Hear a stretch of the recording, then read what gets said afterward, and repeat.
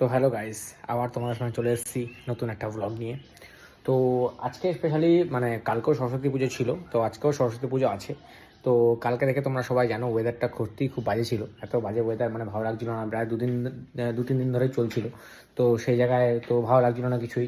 আমার কালকেও খেলা ছিল, রোজ দিনই খেলা চলছে, আজকেও খেলা ছিল। তো খেলা ফেলা সবই হওয়ার পর তো আজকে আমাদের বাড়িতে মোটামুটি পুজো হয়েছে, সরস্বতী পুজো সকালে। ঠিক আছে, এই যে দেখতে পাচ্ছ আমাদের বাড়িতে সকালে সরস্বতী পুজো হয়েছে। এই যে সকাল সকাল বাড়িতে পুজো হয়ে গেছে, অঞ্জলি দেওয়া হয়ে গেছে, সব কিছু কমপ্লিট। তারপর খেলা ছিল, খেলা ফেলা সব কাজ বাজ মিটিয়ে দিয়েছি, সব কিছু ডান হয়ে গেছে। তারপরে ভাবলাম যে বাড়িতেই বসে আছি, তো কোথাও একটা যাই ঘুরতে, ভালো লাগছে না।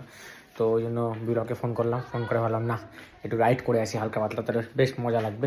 তো রাইড করার জন্য দেখো সব প্রিপারেশান রেডি। এই যে আমার হেলমেট, প্যান্ট, জামা, গ্লাস সব রেডি আছে মোটামুটি। এবার ভাবছি একটু রাইডে বেরোই। দেখতেই পাচ্ছ ওই যে একটা বিস্ট, ওই যে 2 নম্বর বিস্ট, দুটোই এখন রেডি আছে। আমরা রাইডের জন্য রেডি। তাহলে এবার দেখা যাক কোথায় যাব এখন ঠিক করে নিই, কিন্তু যাবো ঠিক। এবার দেখা যাক কোথায় যাবো। হ্যাঁ, তোমরা সবাই একটু রাস্তার মজা নাও। সত্যি রাস্তাটাকে এই কল্যাণী রোড একসময় কি ছিল, আর এখন ভাবি এখানে গাড়ি চালালে মনে হয় কি একটা আলাদাই সুকুন, আলাদাই শান্তি। মনে হয় কি মোটামুটি আরও অনেক কিলোমিটার এখানে গাড়ি চালিয়েও কোনো অনুভূতি ফিল হবে না, আরামসে চালিয়ে চলে যাবো যত দূর ইচ্ছা। হ্যাঁ, তো তারপরে আমরা চলে এসেছিলাম কল্যাণী। তো কল্যাণী এই জায়গাটা আমাদের খুবই ভালো লাগলো। তো এই জায়গাটা দাঁড়িয়ে মোটামুটি একটু বাইকগুলো শ্যুট করছিলাম, বেশ ভালো লাগছিলো জায়গাটা, একটু শান্ত। হ্যাঁ, কল্যাণী থেকে রাইড ফাইড করার পর তারপর আমরা এসেছিলাম একটা চায়ের দোকানে। সেটা কোন চায়ের দোকান? সেটা হচ্ছে পানপুরে কৃষ্ণার দোকান। সবাই হয়তো দোকানটা চেনো, খুবই বিখ্যাত একটা দোকান। এখানে সত্যি বলতে চাটা দারুণ লাগে, খুবই সুন্দর একটা চা বানায়, আর চাটা সত্যি খুব দারুণ। তো তারই মধ্যে আমরা দুখানা কেশর চা অর্ডার করেছিলাম, তো দুখানা কেশর চা চলে এসেছিলো। চাটা খেয়ে সত্যি মন ভরে, রাইড করার পর একটা চা খাওয়ার মনটা সত্যি ভরে যায়। আজকে দুজন মিলে রাইডে বেরিয়েছিলাম, কোথায় আমরা ঠিক বুঝতে পারছিলাম না। তারপর প্ল্যান করলাম একটা চা খেয়ে গেছি, কেশারটি খেতে চলে এসেছি আমরা। খালি মনটা চাইলো যে রাইড করতে হবে, ভালো লাগছে না বাড়িতে বসে। তো ভাবলাম যে বাইক নিয়ে বেরিয়ে পড়ি, বাইক নিয়ে বেরিয়ে পড়লাম।